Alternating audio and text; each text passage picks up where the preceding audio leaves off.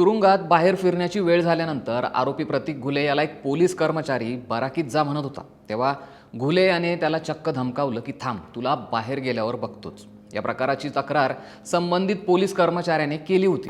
पण तुरुंग अधिकारी म्हणाले की तुझं प्रमोशन थांबेल, लेकरा बाळांचा विचार कर, आणि म्हणून ही तक्रार करू दिली नाही. शिवाय वाल्मिक कराड आणि प्रतीक घुले यांनीही संबंधित पोलीस कर्मचाऱ्याची माफी मागितल्याचा दावा शिवसेनेचे जिल्हा प्रमुख स्वप्नील गलधर यांनी केलाय. त्यांची ही फेसबुक पोस्ट चांगलीच गाजतीय. त्यात ते अजून काय बोलले तर सरपंच संतोष देशमुख यांची क्रूरपणे हत्या केल्याचा पश्चाताप आरोपींना अजिबात नाही. उलट आपण खूप मोठं शौर्य पराक्रम केल्याचा मास त्यांच्यात दिसतोय. जेलर यांनी हे प्रकार तातडीने रोखावेत, अन्यथा शिवसेना तुम्हाला साडी चोळी भेट दिल्याशिवाय राहणार नाही, असा इशाराही स्वप्नील गलधर यांनी एका वृत्तवाहिनीला दिलेल्या प्रतिक्रियेतनं दिलाय. गलधर यांनी अजून जे काही बारकावे शेअर केलेत ते असे: सरपंच संतोष देशमुख यांच्या हत्या प्रकरणात विशेष न्यायालयातील सुनावणीत वेळकाढूपणा केला जातोय. प्रतीक घुले याने आपल्याला चक्कर येत असल्याचं सांगत दवाखान्यात दाखल होण्याचं नाटक केलं होतं, असा आरोप करतानाच वाल्मिक कराड, प्रतीक घुले आणि इतर आरोपींना आपण सुटणार असा विश्वास वाटू लागलाय. त्यांनी न्यायालयं विकत घेतली आहेत का?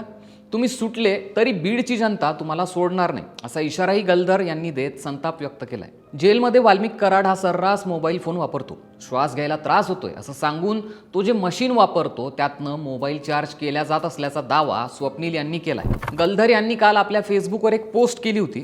त्यात मी खूप दिवस शांत होतो पण आता राहत नाही. या आठवड्यात 1 वर्ष पूर्ण झालं आदर्श सरपंच संतोष अण्णा यांच्या क्रूर हत्येला. कालची गोष्ट, कोर्टात सुनावणी सुरू असताना एका आरोपीने कोर्टाचा वेळ खाण्यासाठी चक्कर येण्याचं नाटक केलं आणि त्याला जिल्हा रुग्णालयात आणलं गेलं. नंतर त्याला रुग्णालयातून परत जेलमध्ये पाठवलं गेलं. जेलमध्ये गेल्यावर त्याचा माज वाढला. हे आरोपी जेलर पीटर गायकवाड यांच्यावर धर्म परिवर्तनाचा आणि इतर आरोप लावून त्यांची बदली करण्यात यशस्वी झाले. पण संतोष देशमुख यांची हत्या ही एका व्यक्तीची हत्या नसून ती मानव धर्माची हत्या आहे.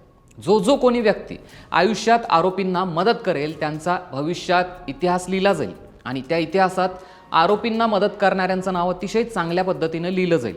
येणाऱ्या 7 पिढ्या ते नाव वाचतील. एका न्यायाच्या लढाईत कोणी काय केलं ते असो.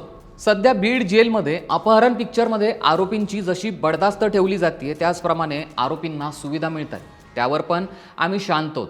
पण काल एका कर्मचाऱ्याला जीवे मारण्याची धमकी दिली. याचा अर्थ असा आहे की आरोपीला आपल्या कृत्याचा कसलाही पस्तावा नाही, शिक्षेचं भय नाही, उलट त्याचा माज वाढलाय. तो माज असण्याचं कारण म्हणजे मकोकातील आरोपींना बीड जेलमध्ये ठेवू नका असं सांगितलं असतानाही या आरोपींना इथे ठेवण्यात आलंय. सदरील आरोपीचा माज हा फक्त कुणाच्या तरी आणि कारागृह प्रशासनाच्या अभयामुळे वाढलाय. लवकरात लवकर या संदर्भात गृहराज्यमंत्री योगेश कदम यांची भेट घेऊन तक्रार करणार असल्याचंही स्वप्नील गलधर यांनी आपल्या पोस्टमध्ये म्हटलंय.